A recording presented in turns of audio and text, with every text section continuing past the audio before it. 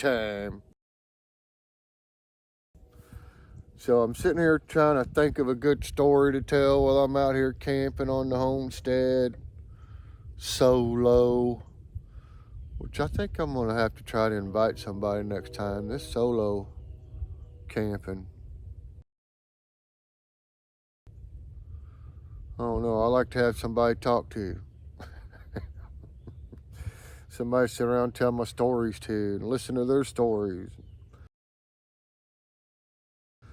But this story is going to be about me and my little brother and all my buddies when we was little. And I'm going to guess 13-ish, somewhere in there. We all had horses. And we would always, every summer, we would take off and on our horses and we would go into the national forest. We grew up right smack in the middle of Mark Twain National Forest down by Paddy Creek.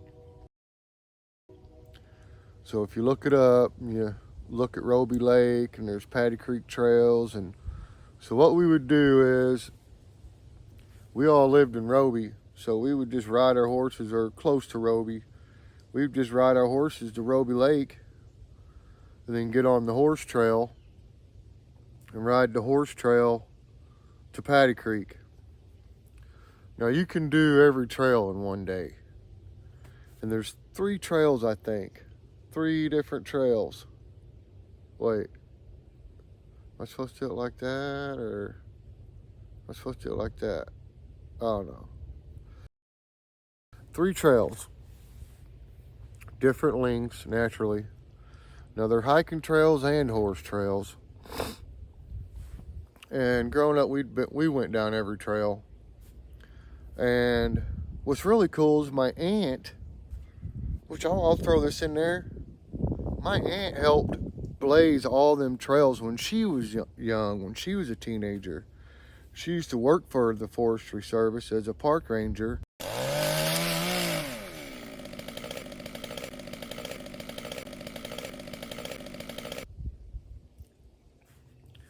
And so, you know, she went up in the big fire towers and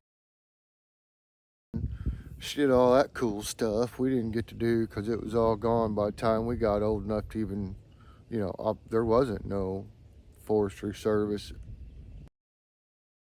in Texas County anymore. Not like that.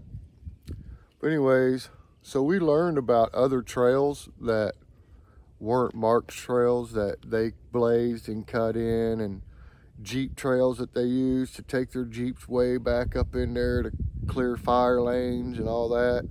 That's back when they used to do controlled burns. They quit doing it, which was a bad idea.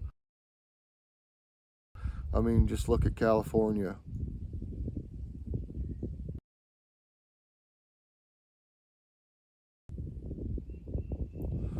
Anyways, controlled burns, in my opinion, are very important. So anyways, back to my story.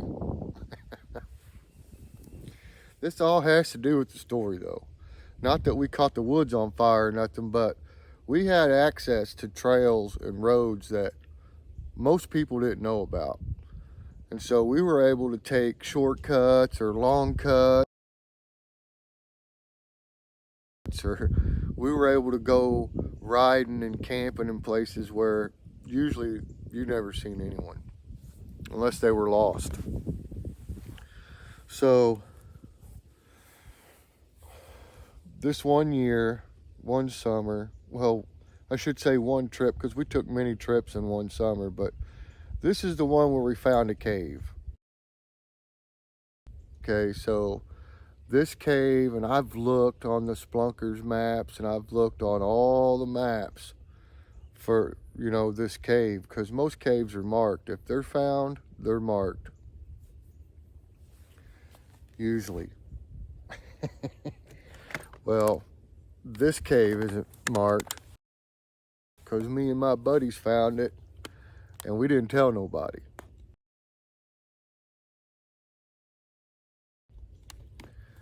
We kept it a secret between us. And we found this cave purely by accident. So we'd went on a camping trip. We were going to be gone for 3 or 4 days. I can't remember. Maybe 5. We were going to take our time. Now, we had everything for our horses where we could do that. And me and my little brother's horses were not very good horses. They were young and still kind of green, and so we were always messing with them and fighting them.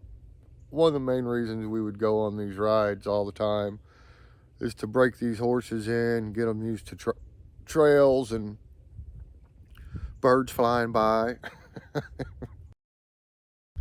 Anything moved or they'd get spooked. It was bad, but we got them worked out. We eventually worked it out.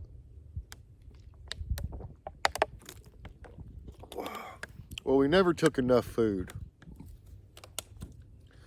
As far as water, we didn't need water because we could always go down to Paddy Creek. It was usually real close to the trail somewhere. Or we'd find another little creek that fed into Paddy Creek or something, and we always just got water out of the creek, and that's what we drank. And we didn't boil it or nothing. We swam in that creek, so we was always drinking that water by accident, you know, and sometimes on purpose. And so anyways, the water didn't hurt us. We were good.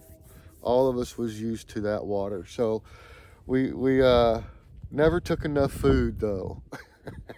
Never took enough food. I remember this particular trip, we made it you know, like a big deal that we bring food. Everybody needs to bring something to eat. Something, you know what I mean? Well, everybody thought somebody else was going to bring it. It ended up being the same way as always. We never had no food. We had enough food for one night. That's what we had. And so the first night, I'm pretty sure we had pork chops. I think my buddy Cabin brought pork chops. Somebody brought pork chops. And it was only like 2 or 3 pork chops, and there was like 5 of us. So we had to like split them up. But it was enough, you know, we were young. We wasn't like starving or nothing, so it wasn't that big a deal. You know, we managed.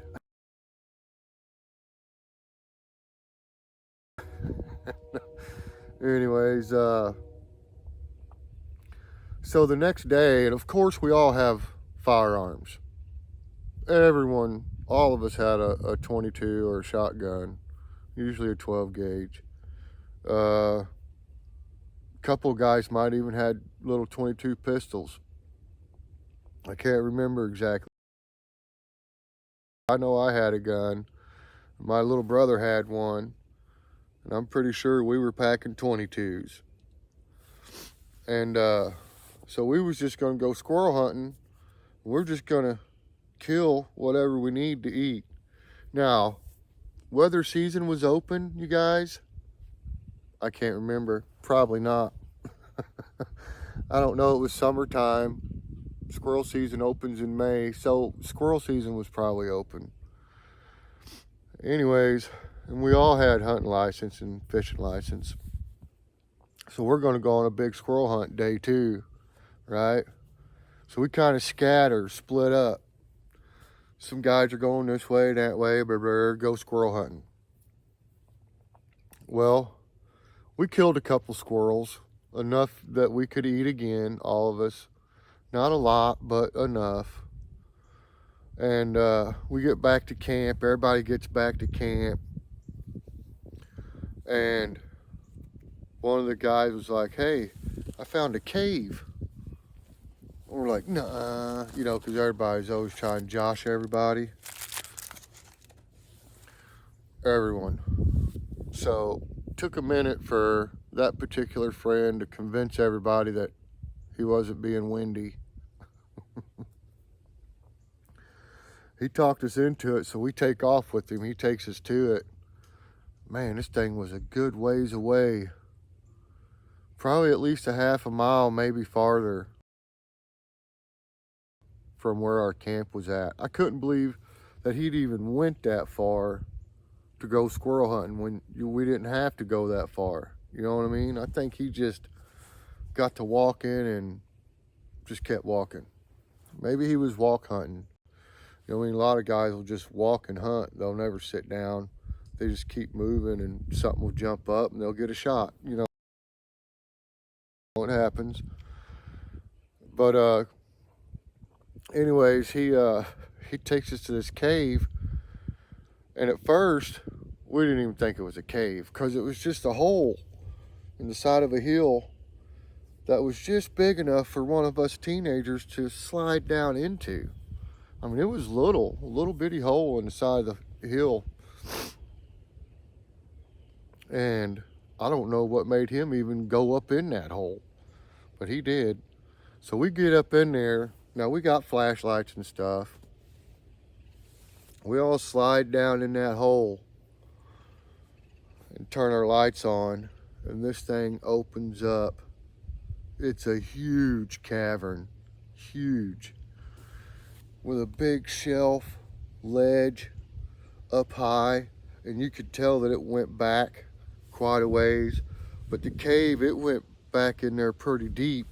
Now we didn't go way back up in there because we didn't have the right gear and we wasn't there to go caving. We was just checking this cave out, you know, seeing what it's all about, and then we're gonna split, go pick up our camp and move on down the trail a little ways, set up another camp. So we were checking out this cave and everybody's like, it's cool, it's got a creek running through it. I mean, it was just super cool. Well, off to the left, when you get down in there, as soon as you slide down in there, it just opens up to a big cavern. But then when you shine your light off to the left, you can see this little tiny hole or another little cave entrance.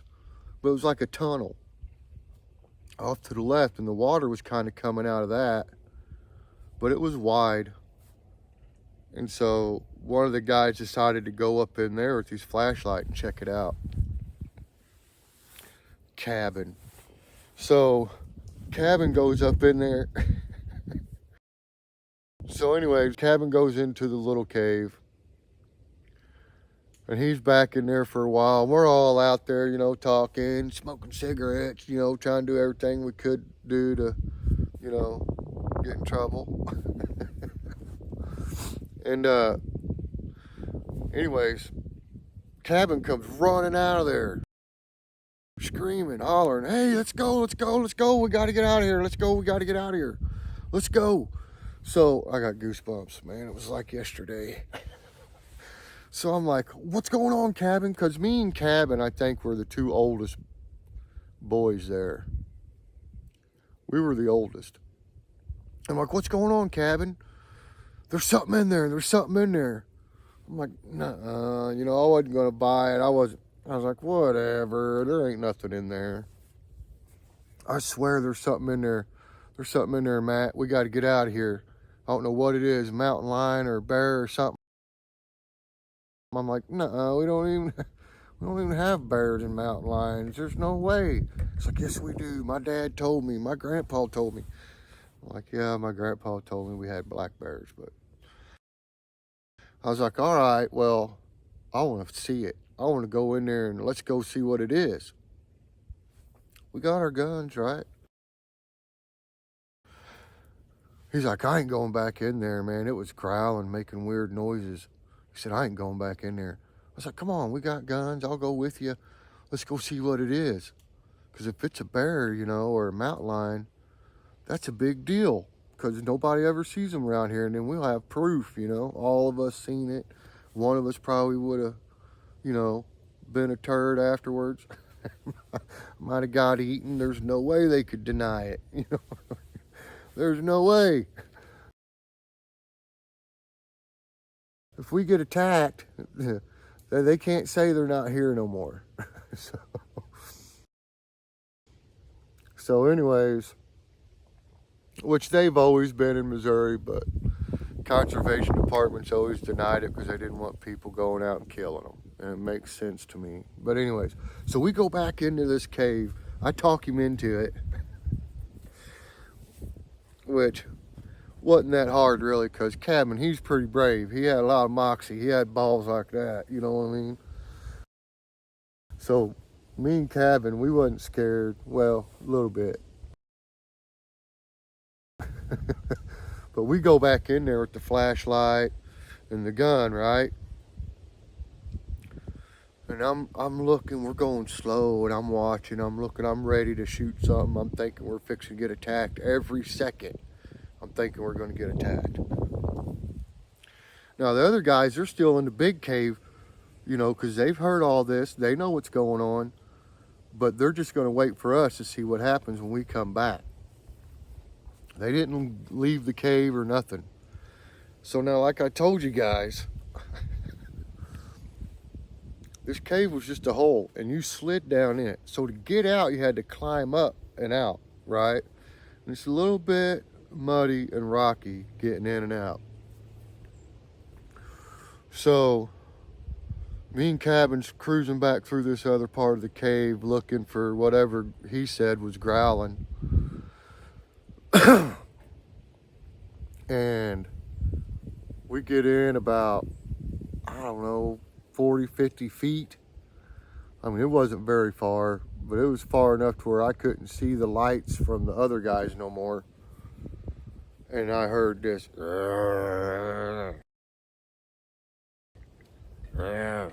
real quiet, like growling, right? I heard this growling.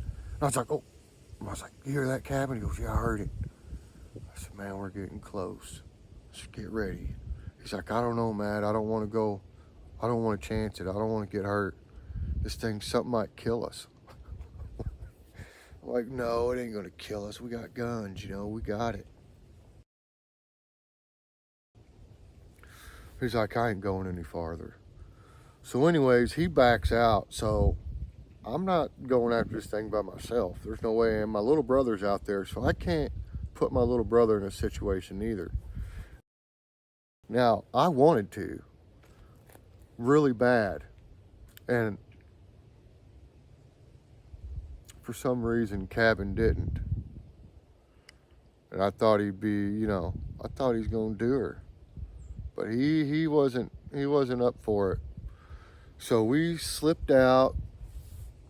We tell everybody we definitely heard the growling, that I heard the growling. I tell them, because they didn't believe Cabin neither. Not that he was always lying, but we was always messing with each other, y'all. We was always aggravating.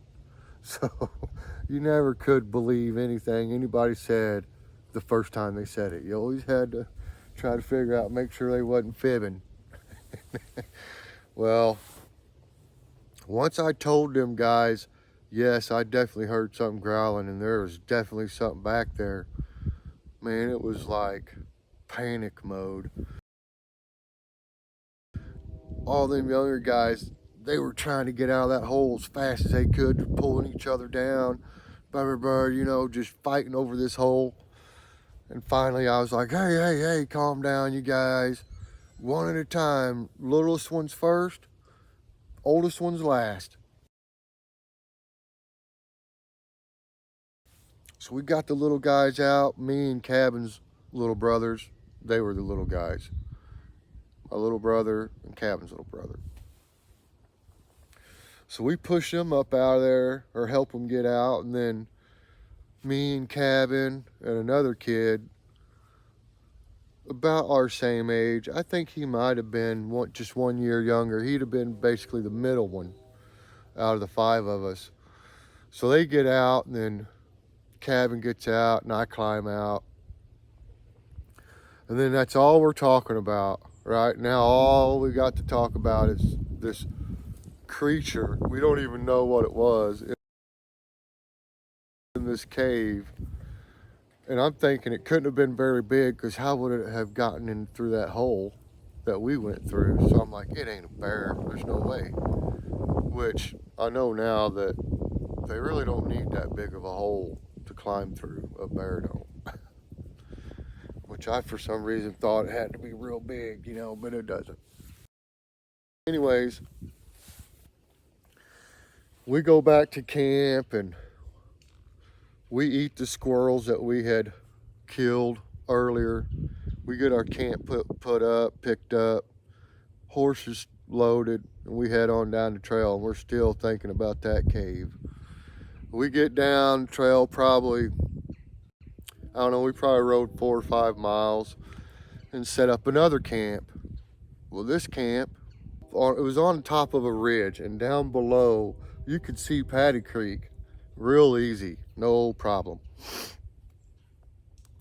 Well, that morning we needed water, so we're all up and we get the fire going again, and Kevin's gonna go get water, and he's gonna climb down this frickin', it was almost like a bluff. It wasn't a bluff, but it was like, let's see,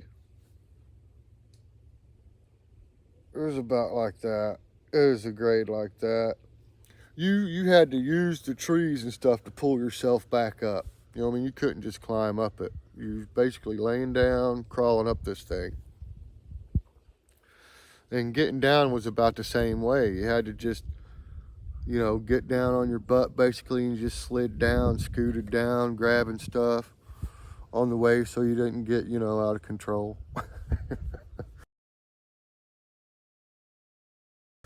And so he goes down, and we got water bottles. We had water bags back then,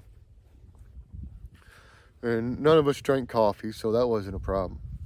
But he had climbed down there, him and his little brother went with him. Well, they get down there, they get the water, and they're climbing back up. I think they climb up, they get up there, we get the water, and Cabin says, hey, we can go down there and catch a bunch of crawdads and minnows and eat that today for lunch.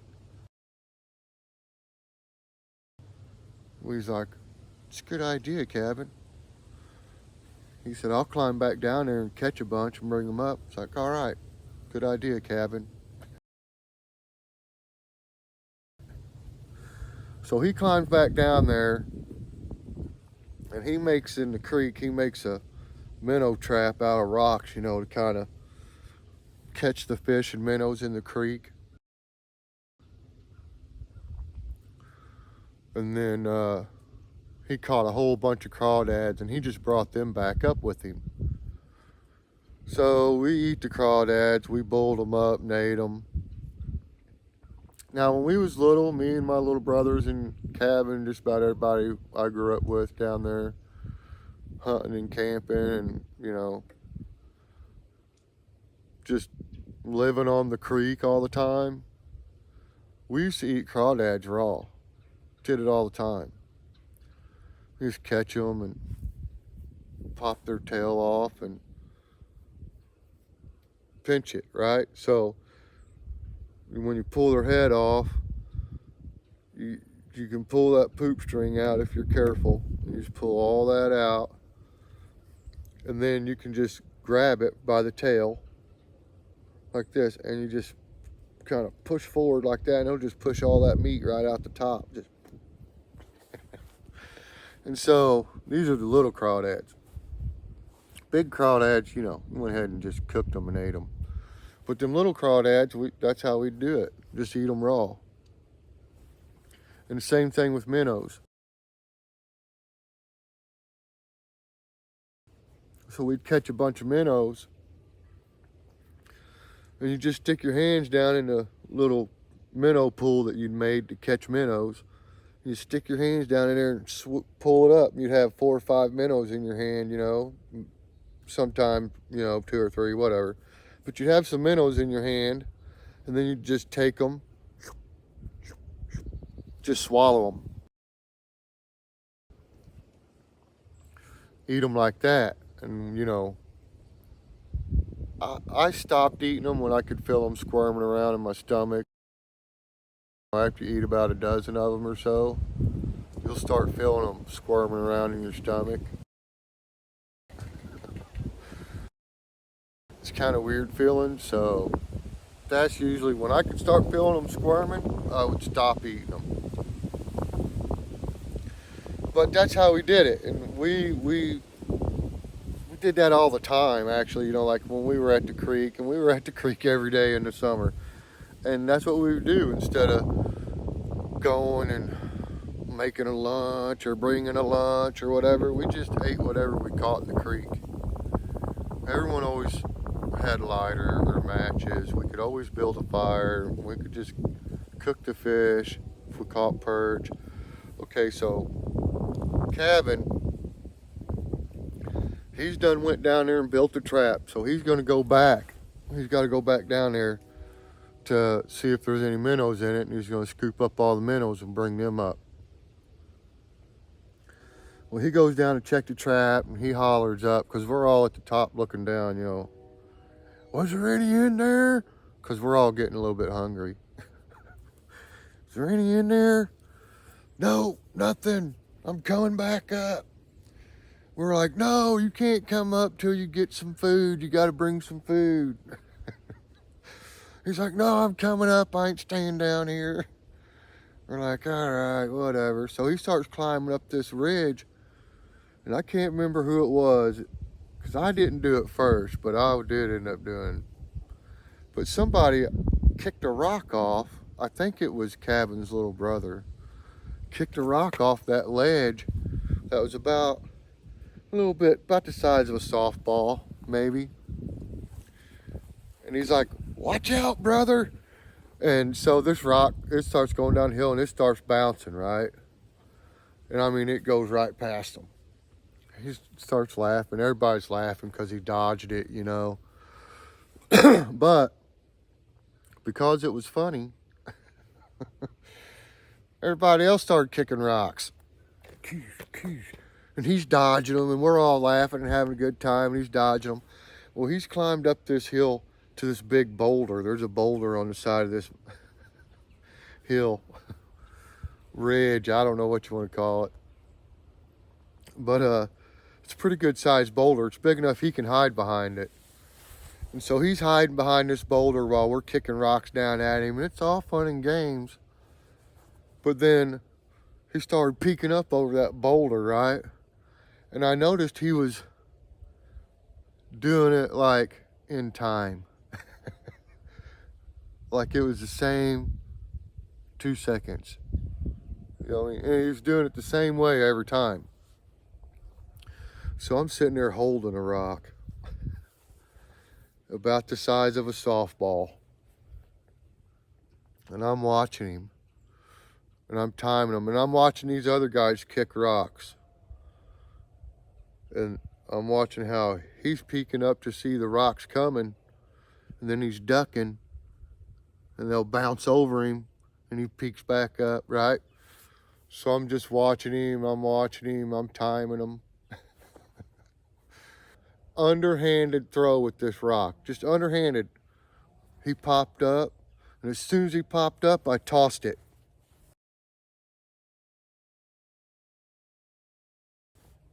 Now, I didn't kick it, so my rock got some bounce because I tossed it. And when I tossed it down there, as soon as I tossed it, he was looking. So it bounced, it went down and bounced. He was ducked down. When he popped back up, that rock had bounced and drilled him right in the forehead.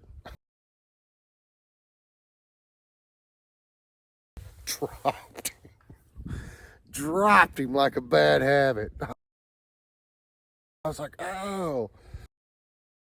So now it's not good. Because it cut his head open. He's hurt. It hurt him. So then his little brother, he goes sliding down the hill to check on his brother, you know, because that's what we do. So he's freaked out. He gets down there. Cabin's mad. He's real mad. And I'm thinking it was luck. You know what I mean? I timed it, but there's no way like I could purposely bounce a rock down a hill and hit somebody, right? I didn't think it would ever. I thought it was going to be close just to freak them out, but I drilled them.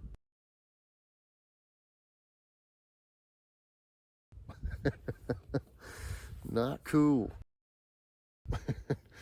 Anyways, so Kobe goes down, Cabin's little brother. He goes down there to grab Cabin, help Cabin get back up this hill now because it's bad. So he can't get him. Cabin's messed up. So Kobe climbs back up the hill. He's like, man, you messed him up. He's bleeding. His head's all cut open. This is bad. It's bad, Matt. I can't believe you hit him with that rock. He's all mad at me. I'm like, whatever. We was all throwing rocks. I just happened to be the one that hit him. You know what I mean? Whatever. It was a game until somebody got their eye put out. So anyways, we took some lariat ropes because we all had ropes on our horses. And we tied them together and we throwed them down the hill, and Cabin got that rope around him under his arms. And we used the horse to drag him up that hill. We pulled him up with the horse. Now, we always had first aid kits. Somebody did always have a first aid kit in the saddlebag because we was always getting cut and, you know, falling and always getting hurt and always needed Band-Aids. Well, we had some of them big Band-Aids too, you know, the big rectangle ones. And I remember that because that's what we put on Cabin's forehead. And it was this great big old Band-Aid on his forehead. It was funny. So, once he gets up there, I can take a look at him now. And I look at him, clean out his wound. And it wasn't as bad as his little brother said. His little brother was, you know, acting like his whole front of his head was tucking off. But anyways, it was just a little cut up on his forehead. Seriously, no more than a ½ inch. And it wasn't even deep enough for stitches. But he had a heck of a knot. There was a pretty good knot right there where that cut was at. So we got the cut covered up, got it cleaned out and covered up. He's mad. Cabin's mad at me all day. He's mad. We set up camp and we're all, you know, eating crawdads. And I think by now we probably did some more squirrel hunting, had a couple more squirrels because, you know, we ate squirrels every day. But we load up now. The last day we're going to end up at Paddy Creek at the recreational center, at the swimming area where everybody goes and picnics and all that, right? So last day we're on our horses. We show up at Paddy Creek and there's this big rock in this one spot on Paddy Creek that was, we called it Big Rock. Because once you go over the slab and go towards the picnic area, there's a little rock that's out in the creek that's just big enough to stand on that's out of the water. And it's only out of the water like this much, a foot or two maybe, like this, just big enough to stand on. We called that Little Rock. So usually that's where all the little kids would swim and play because the water was shallower. And then there's the little rock that they could go to and jump off of. And the older kids, they would go on the other side of the slab to where Big Rock was, because Big Rock had a big pool out in front of it that was about 8 foot deep, maybe 10 foot after it rained. You know, it was deep. And the coolest part about that, the Big Rock spot, there were still railroad ties in Paddy Creek in the gravel down at the bottom. And so you could jump off a Big Rock, dive down in there and see them railroad ties come back up. You know what I mean? So Paddy Creek used to be a log flume. A lot of people don't know that. And it was named after, I think it was named after the man's wife, Patty, that owned the sawmill that cut all the timber off that was sent down the log flume down Paddy Creek. So they had built the log flume that traveled to the Big Piney. So this log flume, they would haul the logs down to Paddy Creek, put them in this flume. They would float all the way down the Big Piney River. They would hook up to them in the Big Piney River, pull them to the mill, and or float them to the mill, or however they did it. I don't know how they did it exactly, but I wasn't there. But I know that they used Paddy Creek as a log flume for logging to get logs into the Big Piney. And the railroad ties were there because that's what the flume was built off of, right? It was the foundation, basically. Well, over time, it all got tore out and washed out because all that land became Mark Twain National Forest eventually. Okay, so Big Rock, we get to Big Rock, and we're hungry now. We're pretty hungry. We're just splitting squirrels, you know. We're all pretty hungry. And at Big Rock, it was washed out up under this big rock. Washed out pretty good, and a lot of bluegill and sun perch and even goggle-eye would hide up under that rock. But we didn't have no fishing poles, or fishing line, or anything to make fishing line, right? So we decided we're gonna make spears. And we're gonna take spears and we're gonna dive down under Big Rock and we're gonna spear fish. Let me tell you something. It's hard to spear a fish when you don't have something to propel your dart or your spear. When you have to just like that, because that's how we had to do it. So we go cut us some spears, and we sharpen them up. I sharpen a little hook on mine, you know, in the wood. I make a little hook so when it goes in, it won't come out real easy if I just turn it.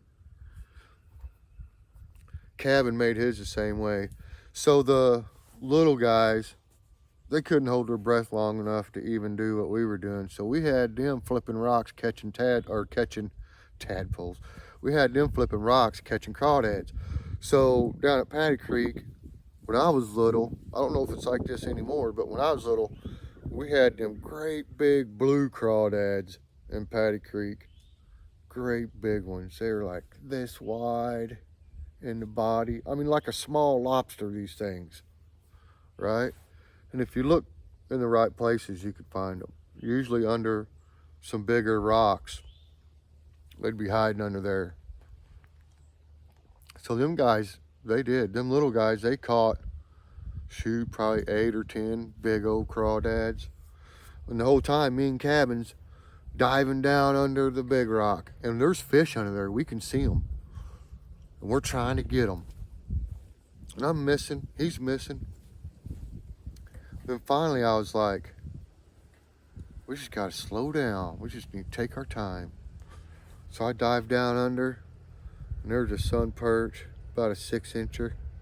Yeah, maybe 5 inches. It was a big one. And I dove down in there, and I took my spear this time. And oh man, we got company. Side by side. Everybody's trying to be on YouTube.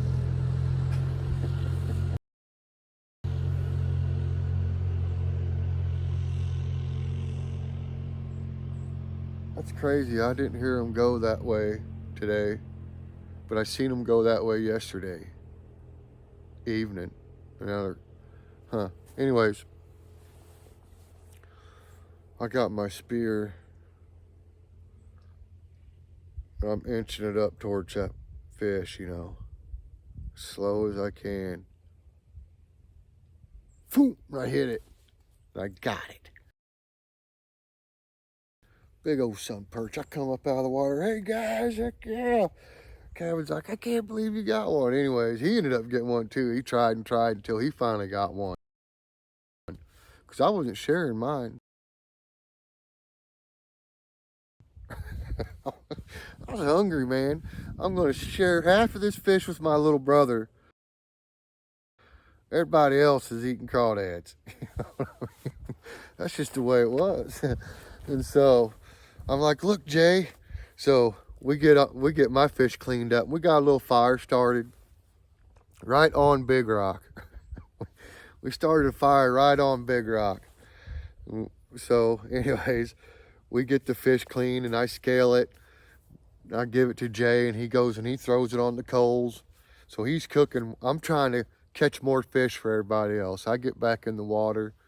I never did catch another one or spear another one, but Cabin speared one. So him and his little brother got to eat some fish. And the other guy with us, he didn't get no fish. He didn't have a big brother do it for him. So, so he was, he's out. He's eating big crawdads though. So, I mean, we all got our bellies full. We wasn't hungry no more. Everybody got to eat. But only 4 of us ate fish. But anyways, we ate crawdads too, because half of a fish ain't enough, right? So we had the crawdads and the fish. Cabin's doing fine. And we get fed full. We get our bellies full and we go back and get on our horses. And the whole time, by the way, whole time we're in our underwear. We're doing all this just wearing underwear because we didn't bring swimming trunks or nothing. And you can see us from the slab.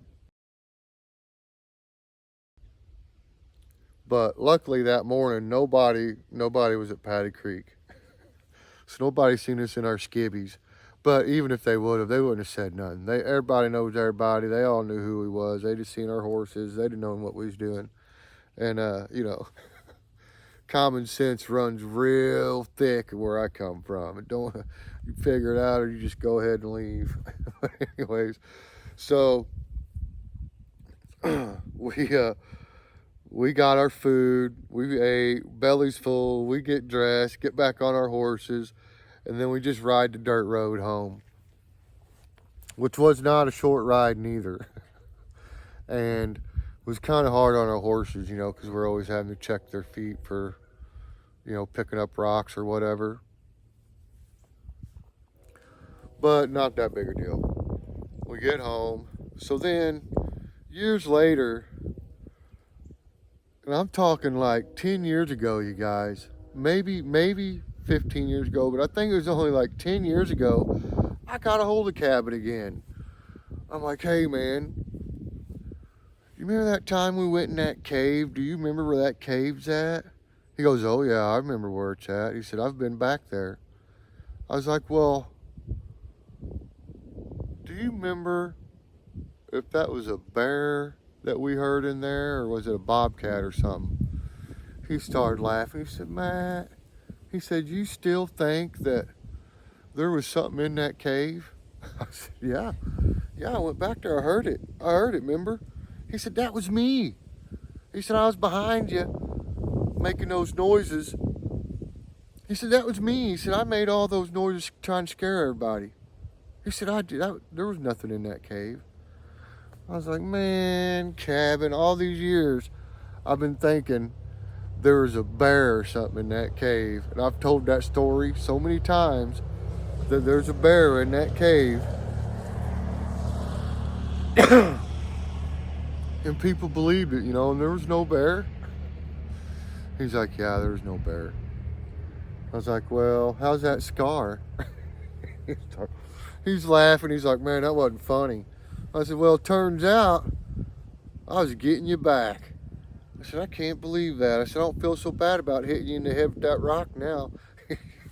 He's like, that ain't right. I'm like, well, wasn't right that you made me live all these years thinking that I went in a cave with the bear and there wasn't nothing. It was just you. Unbelievable. But I'll tell you what, I hope that story made you laugh or smile, or maybe you got mad. I don't care.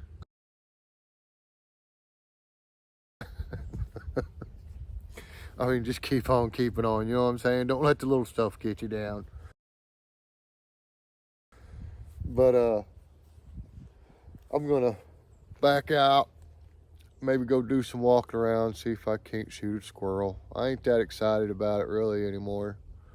I don't really care if I kill one or not. So anyways, I hope you guys enjoyed that story.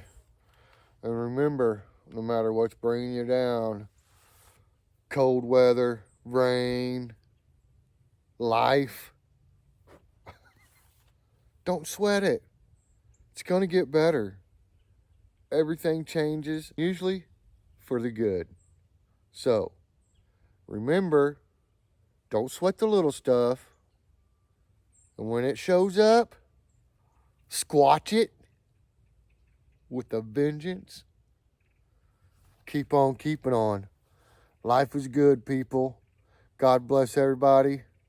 And I truly hope everyone has a good year this year. Peace.